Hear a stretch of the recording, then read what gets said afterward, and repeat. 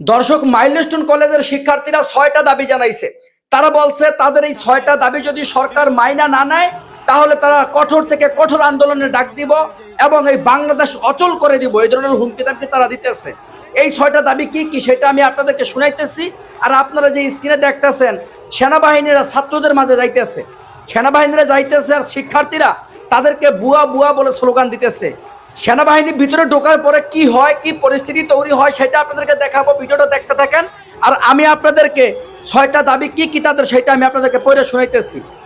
1 নম্বর দাবি হলো নিহতদের সঠিক নাম ও তথ্য প্রকাশ করতে হবে। 2, আহতদের সম্পূর্ণ ও নির্ভুল তালিকা প্রকাশ করতে হবে। 3, শিক্ষকদের গায়ে সেনাবাহিনীর সদস্যদের হাত তোলা এই জঘন্য ঘটনার জন্য জনসমক্ষে নিঃশর্ত ক্ষমা চাইতে হবে সেনাবাহিনীকে। 4 নম্বর, নিহত প্রত্যেকটি শিক্ষার্থীর পরিবারকে বিমান বাহিনীর পক্ষ থেকে ক্ষতিপূরণ দিতে হবে। 5, বিমান বাহিনীর ব্যবহৃত ঝুঁকিপূর্ণ ও পুরনো প্ল্যানগুলো বাতিল করে আধুনিক প্ল্যান চালু করতে হবে। 6 নম্বর, সর্বশেষ যে দাবিটা ছিল, বিমান বাহিনীর প্রশিক্ষণ পদ্ধতি ও প্রশিক্ষণ কেন্দ্র পরিবর্তন করে আরও মানবিক ও নিরাপদ ব্যবস্থা চালু করতে হবে। চলুন দর্শক, সেনাবাহিনীর ভিতরে প্রবেশ করার পরে কি হয়েছে সেটা শুনি, দেখি। দর্শক, এই মুহূর্তে দেখছেন বাংলাদেশ সচিবালয়ের সামনে বিভিন্ন স্কুল কলেজের শিক্ষার্থীরা অবস্থান নিয়েছে এবং তাদের যে 2 দফা দাবি, সেই 2 দফা দাবি নিয়ে তারা কিন্তু এখানে অবস্থান করছে এবং